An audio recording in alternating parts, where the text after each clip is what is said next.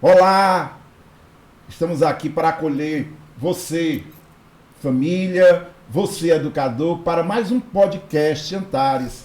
Desta vez com a temática o uso de celulares por parte de crianças e adolescentes. Eu sou Expedito, psicólogo clínico, diretor pedagógico de uma unidade Antares, sede Irmã Maria, e estou aqui com Cíntia Figueiredo, a nossa convidada, que também é psicóloga clínica e traz uma experiência vasta nessa orientação, nesse acompanhamento de jovens e crianças com essas demandas e também demandas familiares. Então, vamos aqui ter um momento de discussão, de contextualização dessa temática que já pega o mundo, já ressoa em vários lugares, né? E também chega nas nossas casas, chega na escola, chega em vários ambientes de domínio público.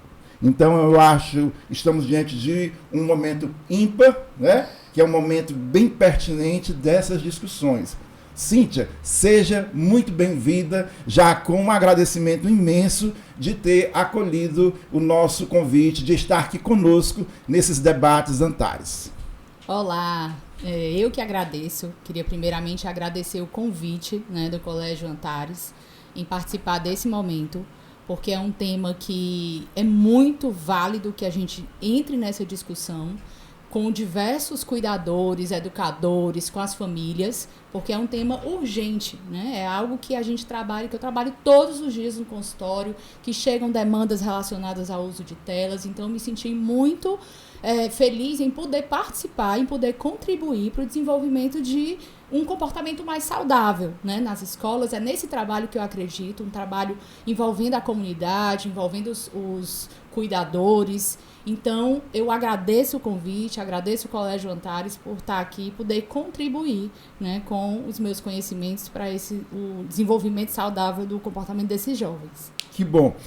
Deixando claro que a nossa ideia não é fechar julgamentos e nem fechar coisas prontas, né? Isso. Eu acho que nós vamos entrar numa linha de discussão, de troca de ideias, até porque é um momento de explosão de várias ideias, né? E que isso já permeia o mundo todo, né, Cíntia? A gente percebe que a partir nos anos 2010, 2012, proliferaram, começaram a aparecer os smartphones e encantaram, né? Encantam a gente pelas suas altas tecnologias. Depois vem a pandemia, né, onde a gente percebe que houve o refúgio, não só para fugir do isolamento ou se entreter, mas também muitas atividades escolares passaram a ser em casa, através do computador pessoal, como também do smartphone, né? Então chegou todo esse momento aí, e hoje geram vários problemas, né? E a gente pode dizer assim, a gente vê aí alguns países já se colocando como taxativamente proibindo, demarcando idades, né? Alguns colocam como 14 anos, as crianças já só poderiam ganhar um smartphone a partir dos 14 anos, e que participar das redes sociais a partir dos 16, e todas essas demandas. Mas eu acho que com sua experiência, sua expertise na área clínica, né, que a gente vai partilhar aqui, a gente sabe que tudo isso se desdobram em várias situações na vida de uma criança ou do adolescente. Desde a questão das influências no corpo, na parte somática, física, como nas suas relações sociais e como também na sua aprendizagem, né? E nas relações familiares também, né? Então aí deixo para ti assim que tu possa trazer um pouco dessa experiência, o que tem chegado no consultório, o que é que vem, e a gente vai fazendo essa interseção aí com essa nossa experiência também da escola. Tá bom, Cíntia? É isso aí, sabe, Expedito? Assim, o tema, ele é urgente, né? Tem uma pesquisa, só para a gente entender e contextualizar e a gente poder compreender melhor a gravidade da situação. A gente tem uma pesquisa mostrando, né, falando sobre o uso de internet, certo? De 16 a 64 anos. No mundo, sabe que posição o Brasil chegou? Não, eu não tenho nem ideia. Está em segundo lugar, certo? Com 9 horas e 13 minutos por dia de uso de internet por esses indivíduos, por essa amostra, né? A média mundial são 6 horas e 24 minutos, certo? A gente só perdeu para o primeiro lugar, que foi a África do Sul, com 9 horas e 24 minutos. Me perdoe, a média mundial é 6 horas e 40, né? 6 horas e 40 minutos. Então, nós estamos com 9 horas e 13 minutos, média, por dia de uso de internet. 50% a mais, né? Isso é muito e muito grave, né? Por isso que a gente tem algumas demandas, né? Alguns sintomas que estão aparecendo no consultório. E algo, digamos, recente, porque quando eu comecei a atender alguns anos atrás, digamos assim, o meu público, né, as demandas, as maiores queixas que apareciam no consultório era ansiedade, TDAH, uma coisa ou outra, certo? Mais ou menos nesse sentido. Atualmente, todos os dias eu tenho que fazer a orientação de pais, dos adolescentes e de crianças em relação ao uso de eletrônicos. Porque quase, assim, sei lá, 80% ali das demandas que aparecem no consultório, elas estão relacionadas ao uso excessivo, né, como a gente tem nomeado, e o uso problemático da internet, do uso de telas. Então, os quadros de ansiedade, quando você vai ver, estão relacionados ao uso excessivo de telas. Questões do sono, problemas de sono estão relacionados. Agressividade, essa irritabilidade também estão associados. Queda no desenvolvimento acadêmico acaba quando você vai ver. Notório. Então, quando você chega a queixa no meu consultório. Quando eu vou investigar e aprofundar e compreender melhor como essa queixa está organizada no dia a dia do indivíduo, está relacionada ao uso excessivo de tela. Né? E a questão é tão séria, por exemplo, nos países asiáticos, o uso excessivo de telas ele já vem há um tempo maior do que no Brasil. Então, a gente pode entender o que está acontecendo lá, certo? Por que estão tomando essas medidas algumas, né? Exatamente. E a gente tem o exemplo de que na China, por exemplo, tem mais de 150 hospitais que são destinados, né, que foram construídos para o tratamento exclusivo de uso de dependência de internet. Olha só onde chegou a situação, certo? Na Coreia, por exemplo, eles fazem um trabalho muito interessante, que é um trabalho de prevenção. Então, uma vez por semana, eles fazem uma triagem para identificar as crianças que já têm um comportamento problemático com o uso de internet para poder tratar e para poder trabalhar.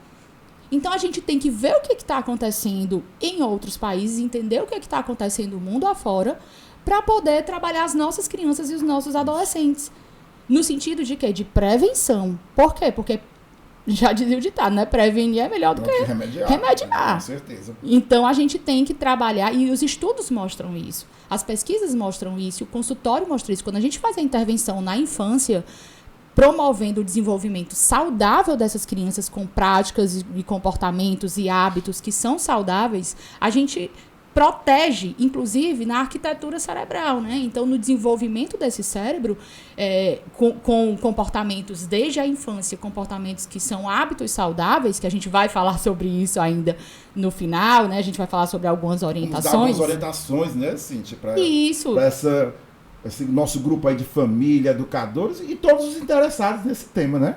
Exatamente. Então, no final, a gente dá essas orientações para poder ajudar no desenvolvimento exatamente desses comportamentos saudáveis que eu estou falando agora, certo? Para poder prevenir, certo? Para poder prevenir exatamente esses quadros que chegam mais graves no consultório. Cíntia, a palavra dependência, geralmente as pessoas elas tendem a temer ou ver o primeiro mecanismo lá da psicologia, negação. Eu tenho que negar que tem uma dependência, né? Porque a dependência, ela não vem, comecei hoje, estou amanhã. Ela vem sutilmente e ela vai comandando, quando vai comandando, de repente nós somos dependentes daquela situação, né? Então a gente vê totalmente isso muito forte e chega a um quadro que a gente diz assim, chegam a ser apelos. Eu tenho que ter o celular, porque o celular ele passou a ser além de ser um incremento de representação social, ele é também hoje um incremento de comunicação no meio dessa gurizada, no meio desses jovens, né? E como você colocou, e ter a noção de quanto essa dependência ela chega a ser nociva, a ponto mesmo que você colocou a esse dado que você colocou, isso é importante, se construir hospitais, se construir protocolos de como atender pessoas dependentes nisso, né? Então, esse mundo está muito girando nisso. E assim, é dizer aqui, nós não estamos aqui, nem eu nem Cíntia, como psicólogos e educadores, dizer aqui que nós não estamos numa conversa de dizer abolir tecnologias, não é, Cíntia? Elas são necessárias, né? Mas como usar de uma forma consciente, de uma forma que não traga, que essa dependência traga desdobramentos em tantas as áreas aí como você colocou, né? Esses desdobramentos na área social, na área da aprendizagem, nessas áreas todas que a gente percebe no dia a dia da escola, do consultório, da família, né? Exato, Expedito. A gente tem esse panorama mundial que a gente colocou, né? Serve muito como sinal de alerta.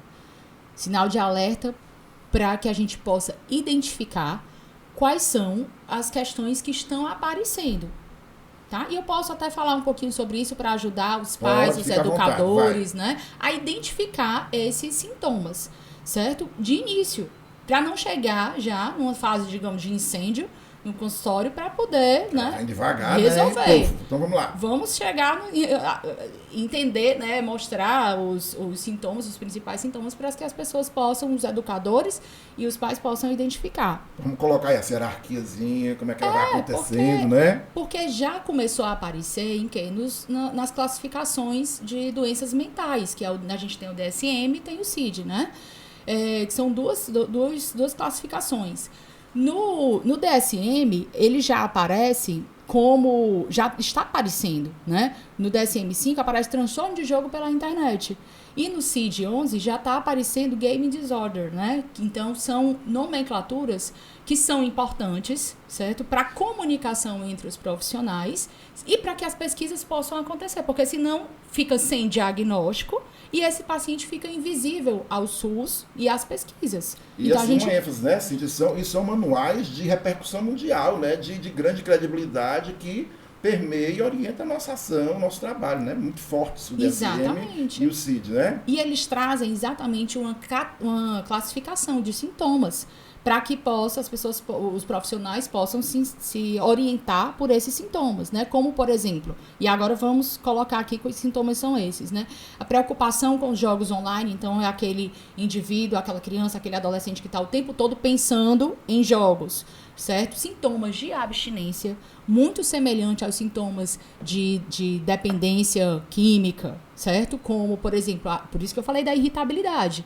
Falei dessa questão desses sintomas que quando você retira o jogo, muitas vezes os pais relatam, né? Não, mas quando eu vou tirar o jogo, ele fica agressivo, ele fica irritado, né? Acaba tendo alguns comportamentos que são mais de agressividade. Uma resposta muito imediata, né? A gente já pode acender o sinal de alerta relacionado a um sintoma de tolerância, certo?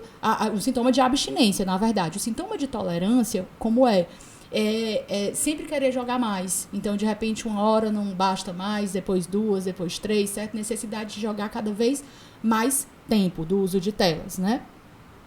Tentativas fracassadas dos pais tenta diminuir e não consegue.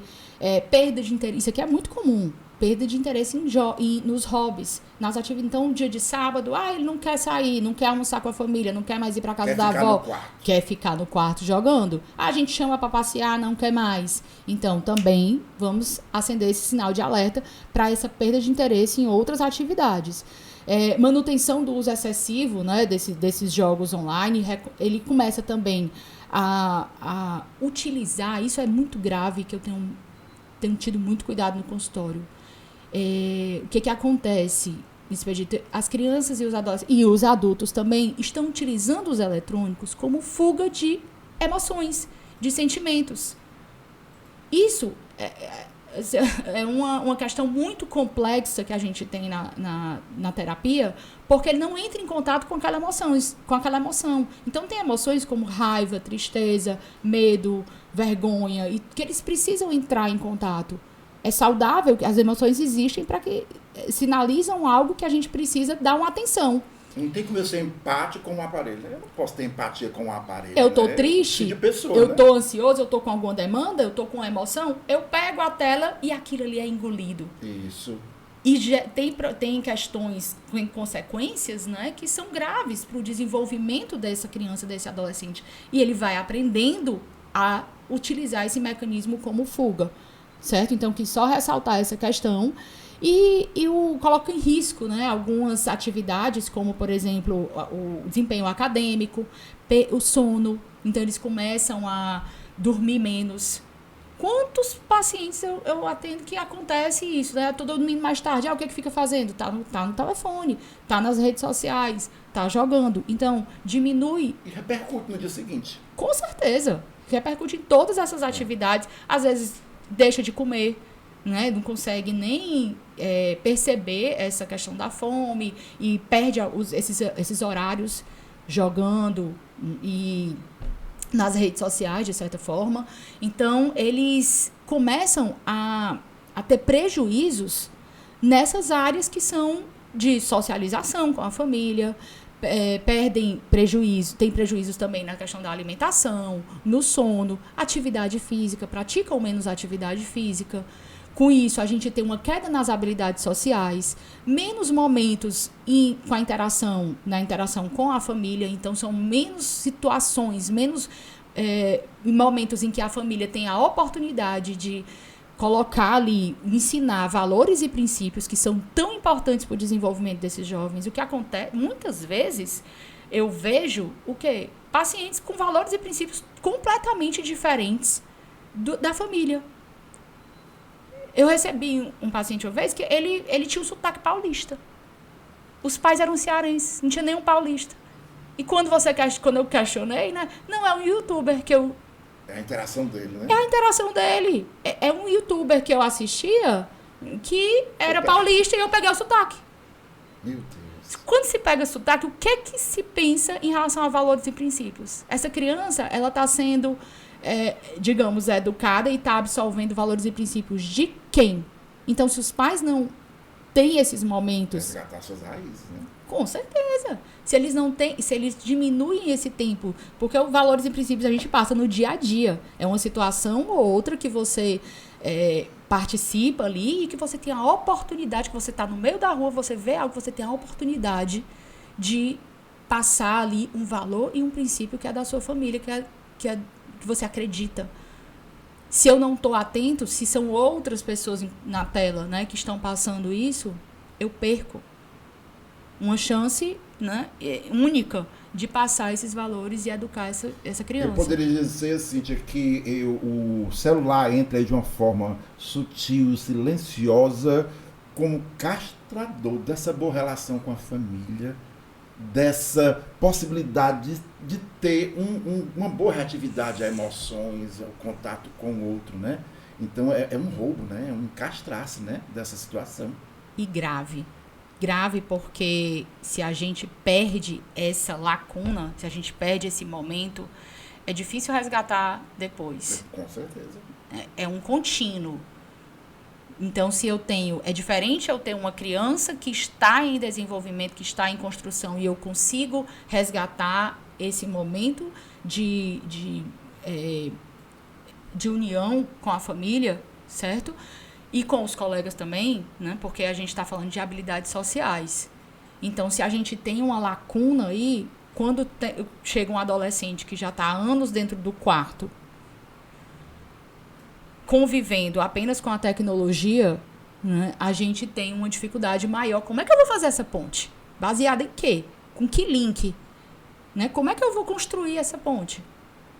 Não, vá para a sala, vai fazer uma atividade com a família. Não tem nem eles não conseguem nem estabelecer um vínculo de tão grave que é a situação. Então, essas lacunas, eu me preocupo muito. Porque a gente fica com dificuldade de estabelecer essa ponte. Cíntia, ainda no social que você está colocando muito bem, fazendo esse vínculo emocional, eu acho tanto o período pandêmico como pós-pandêmico, eles trouxeram grandes marcos nessa questão da tecnologia, né? Hoje, por exemplo, na escola, no momento, os meninos se refugiaram muito, né? Com a desculpa ou da tarefa, ou da coisa que aconteceu, ou como uma forma de viver o lockdown dentro de casa, e você viu muito essa força que os eletrônicos tiveram e foram necessários naquele momento.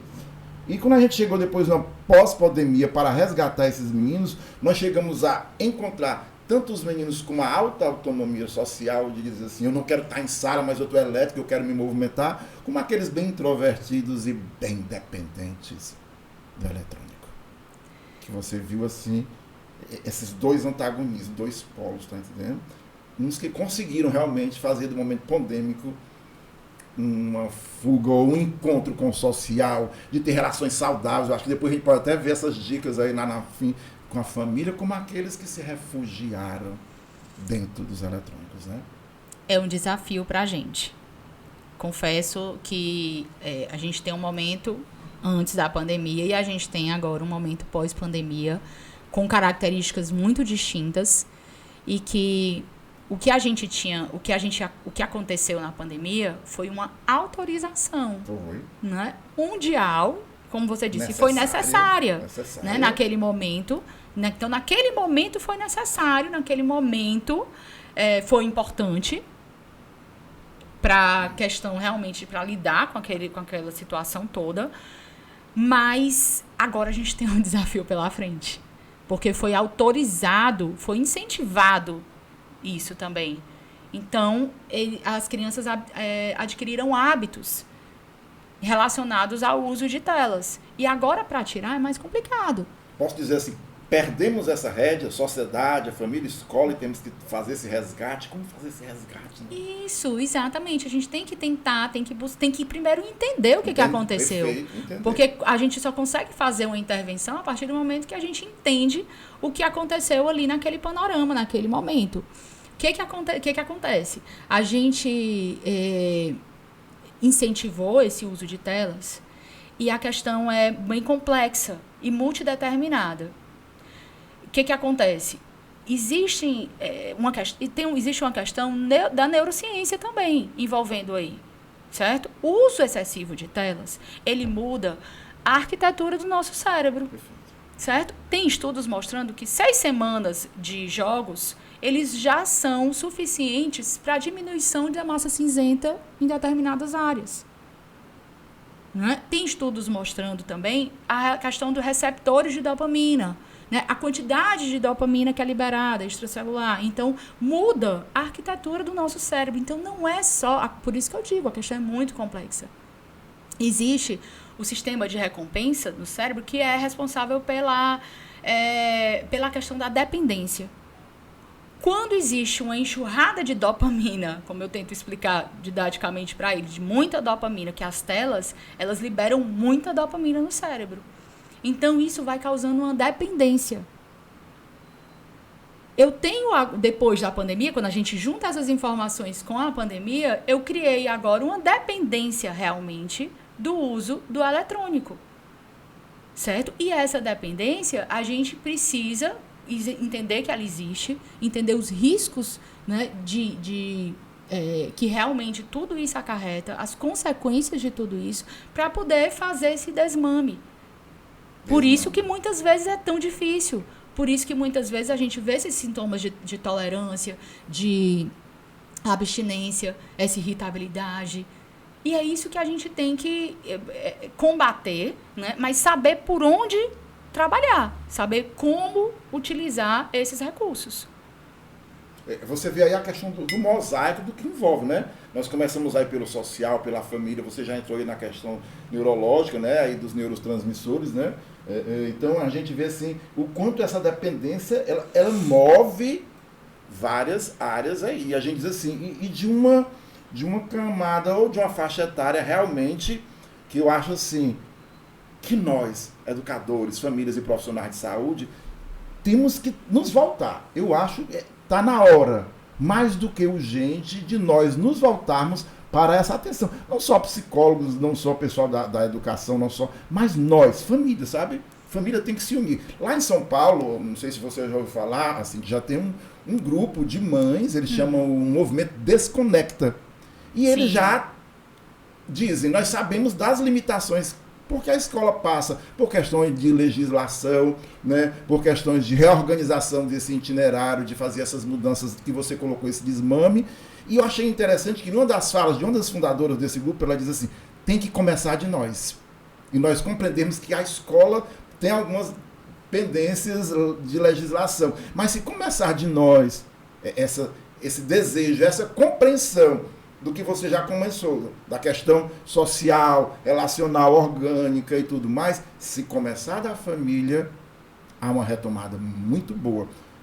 Então a gente vê, está se movimentando, o povo está se movimentando, e eles colocam muito, já colocam esses parâmetros. 14 anos pode dar o presente. Mas redes sociais, a partir de 16, falam de monitoramento, de estar juntos, tá entendendo? Eu não sei, como é que você vê essa questão? Você consegue fazer esse vínculo orgânico, social e trazer aí aqui para a nossa questão, que nós temos aí muita gente da educação que vai ou está nos ouvindo, né? Então, porque fica gravado depois isso aqui, né? Então, muita gente vai ver, vai ouvir e ver essa nossa fala, né? Então, esses movimentos lá fora, né? Como você tem visto? Tem chegado para você? Eu conheço esse movimento do Desconecta, é super interessante. É bem... É de família, né? Com famílias, né? Sim, e eu acredito realmente nesse tipo de trabalho, né? Que é um trabalho que envolve a comunidade. Perfeito. A gente tem que trabalhar, Expedito, a forma como eu compreendo, né? E como eu tenho estudado e as pesquisas e os artigos têm colocado. Então, a gente tem que trabalhar primeiro com psicoeducação, que é ensinar, não é proibir por proibir, dizer que não, não, tá aqui a regra, são 2 horas por dia. Cortar e pronto. Não, exatamente. Depois devolver. Até porque a Sociedade Brasileira de Pediatria, ela coloca que até 2 anos não é 0 tela. 0 tela. Zero tela. Olha aí, gente. Até 2 anos, 0 tela. Eu passo por shopping, por algum lugar, criança chorando dentro do carrinho de bebê, a mãe joga... Ó a emoção. Cadê? Já está fugindo da emoção, da situação. De 2 a 5 anos, 1 hora de tela por dia. De 6 a 10, 2 horas. De 11 a 18 anos, eles recomendam de 2 a 3 horas por dia. Vamos fazer essa pesquisa lá fora. Com os jovens, com os filhos, com os alunos, com os pacientes. Quantas horas eles estão passando por dia? Eu faço essa pesquisa.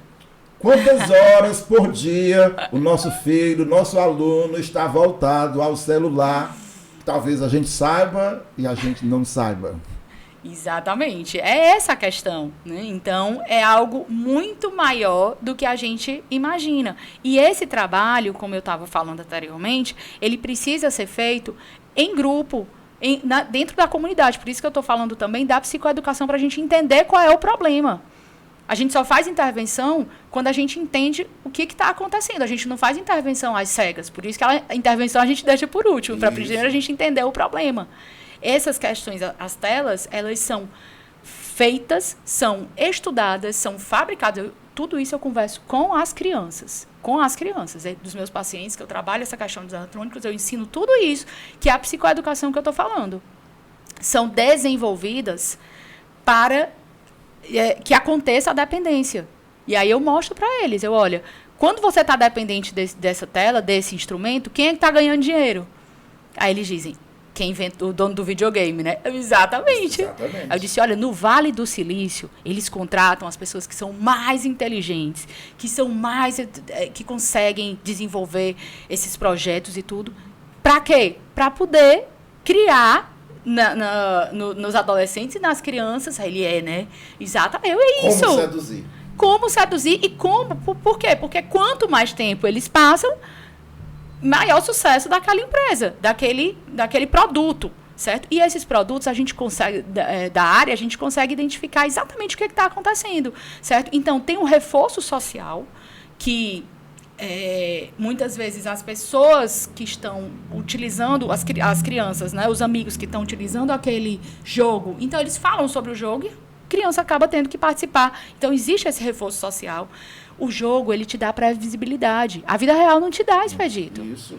A vida real não te dá esse grau de previsibilidade. Então, é muito mais tentador eu lidar com essa previsibilidade do jogo do que ir para a vida real. E você tocou um ponto muito forte. se desdobra em que situação? Eu vejo aí uma geração, por conta deste vínculo, essa dependência com o aparelho, ele fica com dificuldade à frustração, com dificuldade à novidade, com dificuldade ao novo, com dificuldade àquilo que pede para criar, aquilo que pede ao inusitado, a ser negado. Ele é tudo uma geração que amarra. É tudo muito bem arquitetado. Quando a gente vai...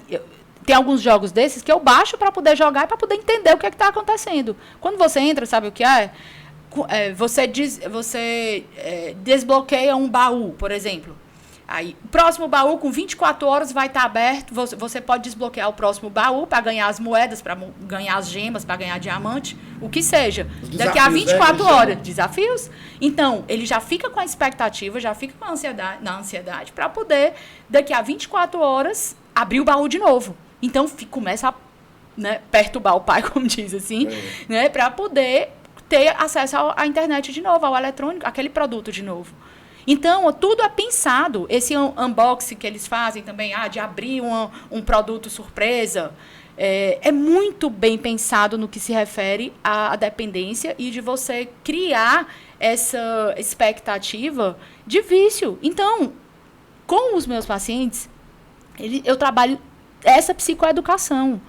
No sentido de quê? Eu digo, a gente tem que desenvolver o raciocínio crítico, o pensamento crítico. O que é pensamento crítico? Eu vou explicar. Eu digo, olha, pensamento crítico a gente não vai receber sem questionar aquilo ali. A gente tem que receber a informação, mas será? Por que ele está fazendo isso? Por que ele está tomando banho numa banheira de Nutella? Por que ele está comendo Cheetos até no seu... O que ele quer? Ele quer seguidor, né? E quando ele ganha seguidor, o que ele ganha? Ele sabia que ele ganha dinheiro quando ele ganha tais prêmios, né? Então ele vai entendendo o mecanismo. Aí eles dizem, não, mas eu gosto dele. Eu digo, não é para não gostar. A questão não é não gostar. Né? Você vai continuar gostando, você só vai entender o que tem por trás. E isso é o pensamento crítico. Quer vender o quê? Quer vender o quê? Quer te vender por quê? O que é que tem por trás de tudo isso? Perfeito. Só isso, Expedito. Então, quando a gente consegue desenvolver esse pensamento crítico com a criança e com o adolescente, a partir do momento que eu sei o que, eu tenho conhecimento, por isso que é importante a monitoria positiva, como a gente chama, que são os pais acompanharem, jogarem os jogos que a criança joga, acompanhar quem é o youtuber que gosta, é esse aqui, então eu vou acompanhar, vou discutir com eles. Isso é riquíssimo e, sinceramente, eu acredito que esse é o trabalho que tem uma eficácia maior. Não é, inclusive, a proibição de determinadas, a gente tem que ter as regras desde o começo, desde de pequenininho, essas regras elas têm que ser muito bem estabelecidas, mas o que vai proteger na adolescência e na idade adulta, porque daqui a pouco essa criança vai virar um adolescente, vai virar um adulto, é o pensamento crítico. É ele conseguir refletir, ele conseguir questionar e ele conseguir identificar o que é que tem por trás daquilo para não ser englobado e envolvido pelaquela fantasia, certo? E isso causar prejuízos. Então, é o que eu acredito que vai proteger esse indivíduo, que vai fazer com que ele tenha um desenvolvimento saudável. E esse desenvolvimento saudável, ele começa a ser trabalhado aí desde esse nosso cuidado, essa nossa vigilância, essa nossa orientação enquanto família, enquanto escola, e que vai desdobrar no adulto, sabe? Você também que está em consultório sabe o quanto nós recebemos e temos adultos com um nível de ansiedade grande e o quadro de perfil geralmente solitário. Solitário, porque realmente essas ferramentas da engrenagem da socialização, do estar junto, de estar em grupo, de buscar entretenimentos que vão além dessa dependência, parece que não acontecem mais, né? Agora, Cíntia, se tu me permitir, assim, eu queria entrar assim, um pouquinho também na escola, nosso público forte que é a escola, né? Sim, vamos lá. Hoje, assim, a nossa experiência de Antares primeiro, nós não estamos para julgar, fechar as coisas e dizer, vamos abolir, ser uma escola radical que não queremos, tá entendendo? Nós estamos na vanguarda de dizer, queremos escutar, queremos discutir, queremos ouvir as famílias, Perfeito. Mas nós sentimos que o nosso cliente, que o nosso parceiro família, ele já chega com o seu filho que nos é passado, como nós estamos recebendo as crianças, os adolescentes, já autorizados a restringir entrar na escola a estar na escola com o celular. E talvez, e muitas vezes a gente diz, eles são necessários, são. Mas muitas vezes eu sinto que existem famílias que aquele celular está como uma forma ou dela monitorar, ou dela autorizar, eu não sei. Existem várias utilidades ali dentro, mas eu sinto que é uma família que ou ela está refém, ou ela autorizou, ou ela está barganhando para que o menino estude, para que ele toque, porque eu escuto muito também no dia a dia, eu tenho que tirar notas boas porque eu vou ganhar, eu vou mudar de versão de tecnologia, eu vou sair de um iPhone número tal, vou para o outro, né? Então, todas essas coisas que a gente vai passeando pela escola, ou vai sentindo no dia a dia, o quanto a gente precisa repensar. Antares quer entrar como uma escola que ela não quer fechar a ideia. Ela quer entender, como você disse, a sua palavra é importantíssima. Entender esse processo, desde a ideia de dizer o que é que causa, o que é que está acarretando no orgânico, no social, no emocional, e está repercutindo na nossa atividade fim, que é a aprendizagem. E a aprendizagem é tudo, a função maior do cérebro é a aprendizagem. Né? E aí, como é que nós vamos trabalhar? Como é esse dia a dia, né? E a gente está em volta disso. Nós estamos em volta também, outra coisa também, vou te dando aí só dados, em volta também de um aparelho que ele é instrumento do cyberbullying. Ele é instrumento tanto para o enriquecimento de plataformas, mas ele também é um instrumento de contendas, de brigas, de grupinhos. E a família chega para a gente, o Cinti diz assim, o que é que a escola vai fazer? Com situações que acontecem nos grupos, nas redes, nos movimentos que eles fazem, o atento da escola e a família, ela chega e nos patenteia como o juiz daquela situação. E eu digo, meu Deus, eu, Expedito Carneiro, Colégio Antares, os meus colegas diretores e educadores, nós não demos esse celular a essa criança. Nós não oportunizamos a formação de grupos para que haja o bullying, ou para que haja depreciação, e você sabe que ali você já colocou alvo de depredadores, alvo de pessoas que querem tirar vantagem, alvo de golpes, alvo de expor esses meninos a questões de sexualidade precoce. Então eu te coloquei aí muita coisa, joguei um bocado de coisa, né? Deixei um bocado de coisa. Coisas que a gente vive na escola, que a gente está pensando, a gente está se organizando, a gente, repito, entrando aí como um momento de dizer, vamos pensar juntos. E a sua palavra é muito forte. Antes de pensar juntos, tomar decisões, conhecer. Expedito, você tocou num ponto que é muito interessante, certo? Inclusive, assim, por isso que eu fiquei tão feliz com esse convite. Porque eu acho que começa exatamente nessa discussão que é o que vocês estão fazendo. Vocês estão promovendo um espaço de discussão, isso é riquíssimo. A mudança, ela acontece a partir da discussão. Não é da imposição. Né? Então, se a gente acredita que o celular e tudo que o uso por isso que o meu trabalho é através da discussão. É o que eu estou falando o tempo todo, né? Eu converso com o meu paciente, a gente vai discutindo juntos e construindo juntos esse comportamento mais saudável. Então, aqui na escola, vocês estão fazendo a mesma coisa.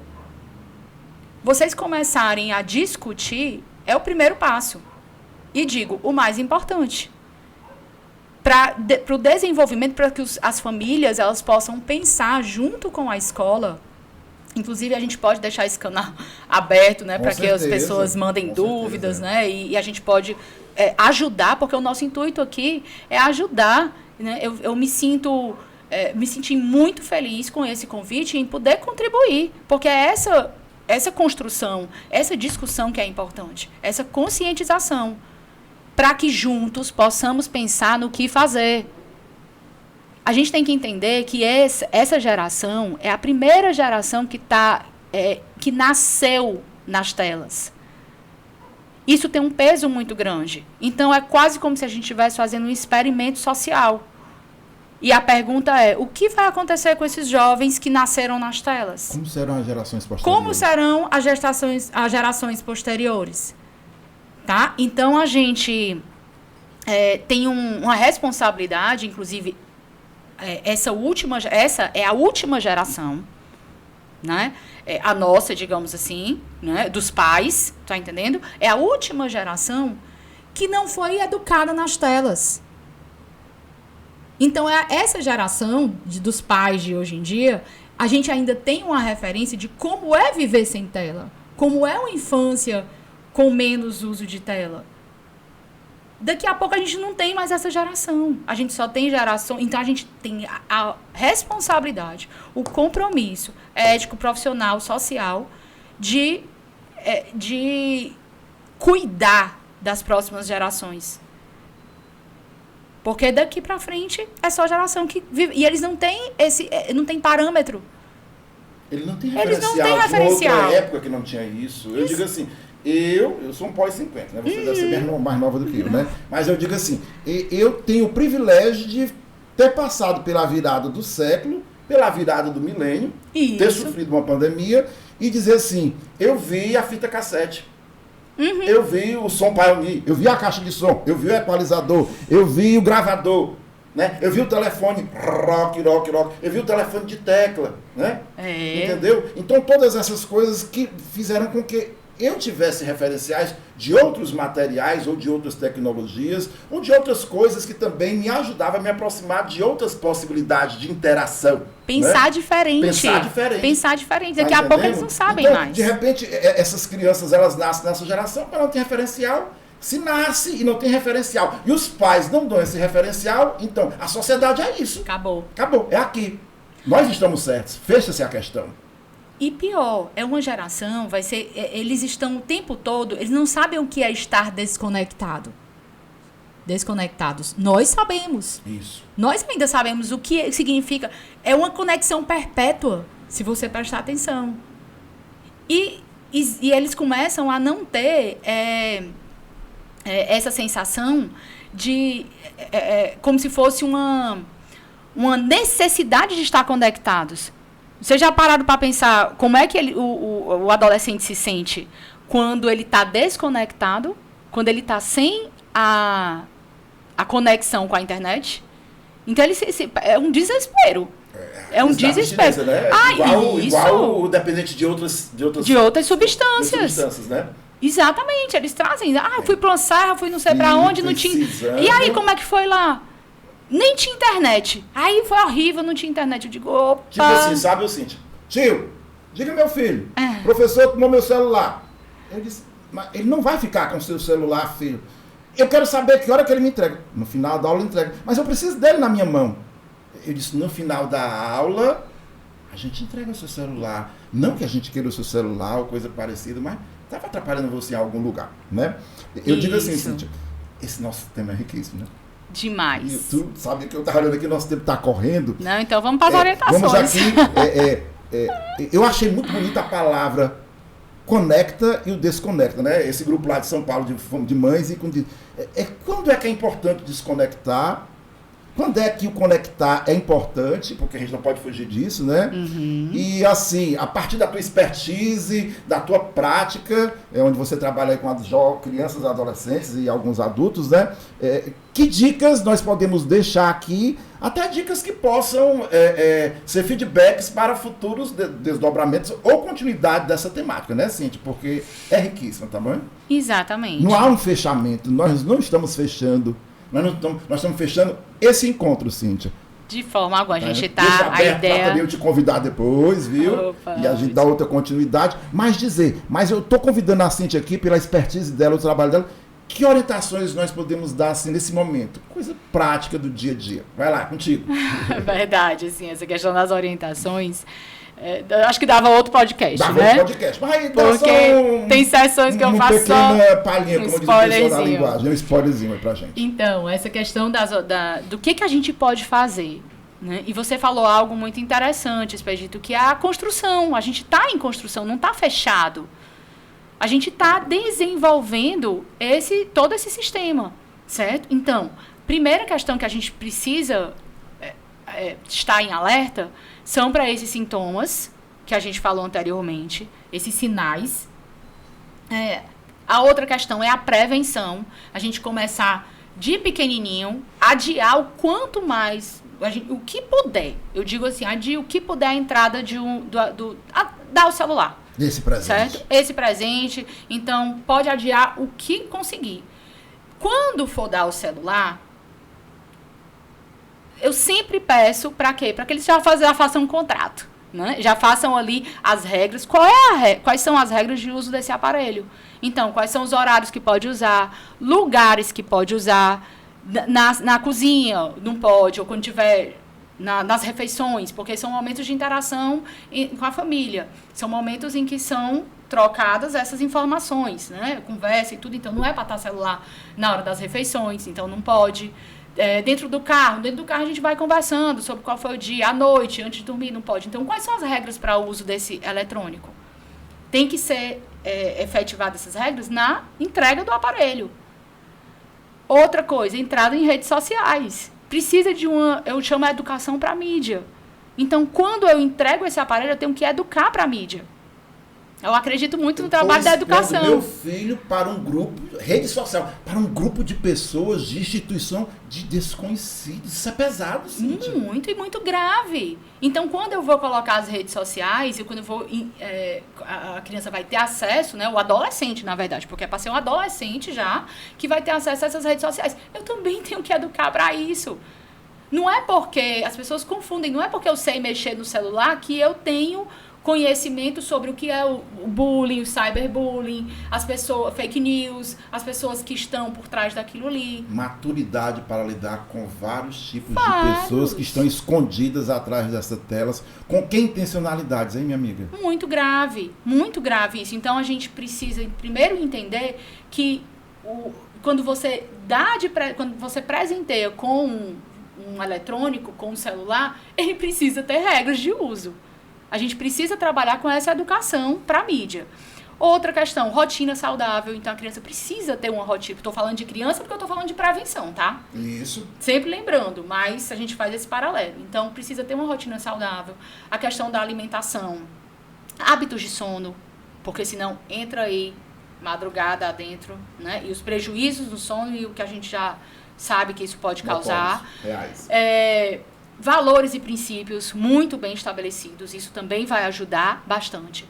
Esses mediadores, que são o quê? Os pais, os cuidadores, os educadores, saberem o que está acontecendo. Então, esse uso dos eletrônicos, das mídias sociais, eles têm que ser mediados por um adulto. Não pode simplesmente entregar e deixar a Deus dará, porque aí a gente já sabe o resultado. As regras têm que ser muito claras. Quais são as regras? Né? Então, essas regras têm que ser muito claras. A gente tem que ter muito cuidado também com o modelo expedito. Primeira pergunta que eu faço, né, com os responsáveis é como é que está o seu uso com os eletrônicos? Como é que você interage com os eletrônicos, com as mídias digitais? Por quê? Porque muitas vezes eu vou trabalhar com a criança no consultório, a primeira coisa que ela diz é o quê? Minha mãe passa o dia na... Que referência eu tenho, né? Que modelo eu tenho de como passar o meu tempo, de o que eu estou fazendo com as minhas emoções, de como eu estou lidando com isso.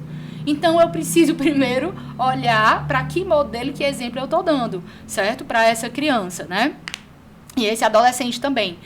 Outra coisa que eu considero importantíssima é a construção de um repertório saudável. Isso aqui eu queria destacar, que é o quê?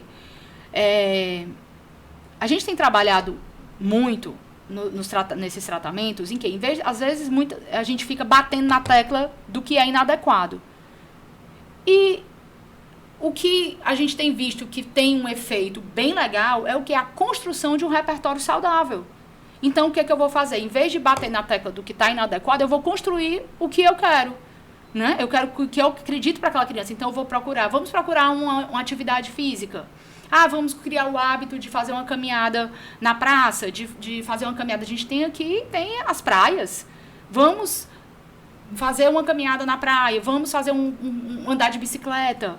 Então, vou construir hábitos saudáveis com aquela criança, com aquele adolescente, que essa construção de hábitos saudáveis vai concorrer, como a gente chama, com o uso de eletrônicos, e a ideia é que esses hábitos eles sejam mais interessantes e se manter no repertório, né, daquela criança. Novas e interessantes possibilidades. Saudáveis, que você colocou bem a palavra, saudáveis. Saudáveis. O contato com a natureza. Pela primeira vez, a gente está vendo o quê? Uma geração que está voltando, entendeu? Porque o contato com a natureza, ele sempre fez... Tem estudos mostrando que ele trabalha a autorregulação emocional, tem ganhos na questão de sintomas de TDAH, redução de ansiedade. Então, o contato com a natureza é um excepcional aliado que a gente tem. A natureza é mãe, né, minha A filha? gente tem que entender isso. E cada vez mais as cidades, né, estão com menos espaços verdes e azuis, como muitos teóricos falam, certo? Então, a gente tem que promover a interação com esses espaços. E esses espaços curam. Esses espaços, eles trazem hábitos saudáveis que são completamente... Tem paciente que eu digo, só abra a janela. Eu vejo, quando era online, né? Eu vi a cortina fechada. Eu digo, vamos fazer hoje com a cortina aberta. Para a luz do sol entrar. Perfeito. Sabe? Então, esse retorno é muito... Então, é a gente promover a vida offline da vida online, né? A gente promover mais essa vida offline. Muito bom mesmo, né? Algum ponto mais eu posso fechar? Fechar não, porque a gente não vai fechar, né? A gente combinou aqui na nossa fala, gente, que a gente não fecha. E que fique bem claro, com esse podcast, com essa conversa, com essa troca de experiência, principalmente com tanta contribuição que você trouxe, que a gente já agradece, viu, Cíntia? Dizer que Antares não está aqui fechando nenhuma temática, nem se dizendo, nem se rotulando, mas, acima de tudo, abrindo espaço de discussão, porque entende que existem muitos protagonistas nessa questão. Desde as pessoas da área de saúde, desde famílias, principalmente, aí em movimento no mundo todo. Por que será que acordaram? Porque vira alguma coisa. Que desdobramentos trazem, que preocupações nos trazem, é porque alguma coisa está preocupando, né? Então, a gente fecha esse momento de contribuição, esse momento de despertar, de inquietação, talvez até mesmo estar aqui, a gente está se colocando à crítica, né? Mas estamos abertos a escutas, a perguntas. Então, esse momento é um momento em que eu agradeço a sua atenção, eu agradeço ter nos escutado, ter nos dado a oportunidade de ter chegado à sua casa e a todas as pessoas a que interessam. Família, educadores, né, os interessados no tema, o pessoal da saúde, as psicologias, as neurologias, toda a psiquiatria, todos esses que trabalham com o mental e com o social são convidados, juntamente com a família e com a escola, que é o primeiro espaço de acolhimento, de domínio público da criança e do adolescente, que a gente comece aí a se preocupar. Nós queremos deixar uma semente de reflexão, de preocupação. Gratidão, Cíntia. Gratidão imensa, sim, por ter nos atendido, por estar aqui. Sabemos que o seu tempo é valioso, o quanto você estuda, o quanto você se debruça sobre o tema e o quanto você tem já as suas intervenções terapêuticas. Muito obrigado. Deixar aí sua fala também de um fechamento rápido de agradecimento, né?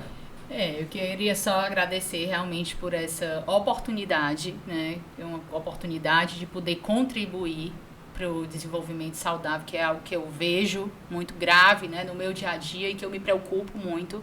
Uma dica, inclusive, para os pais, que é o que eles podem fazer, construir listas de atividades que podem fazer sem as telas. Isso eu faço, eu tenho cartazes lá no consultório, porque quando a gente vai fazer a intervenção, a primeira coisa que eles dizem é o quê? Mas não tem nada para fazer. Eu digo, opa, vamos lá. Eu começo eu digo, o primeiro smartphone foi inventado em 2007. Você acha que antes as pessoas faziam o quê? Não tinha nada para fazer? Vamos pensar aqui juntos. Então, a gente monta listas e listas e eles vão contribuindo, né? Então, eu tenho cartazes com muita coisa para fazer. Eu digo, tem tudo isso aqui para fazer. Sem tela. Nós chamamos listas e combinados. E combinados. Então, tem várias atividades que dá para fazer. Então, os pais, as famílias podem construir essas listas em casa. Né? Então, queria agradecer esse convite, agradecer essa oportunidade, queria ressaltar que o trabalho que funciona e que tem consequências positivas para o desenvolvimento dessas crianças. São trabalhos que envolvem essas discussões, a comunidade, escola, cuidadores, pais, famílias, profissionais da área da saúde, a psicoeducação com a criança. Então, a gente tem que construir essa rede de apoio, essa rede de conhecimento, essa rede de discussão para pensarmos juntos e construir um futuro melhor para esses jovens.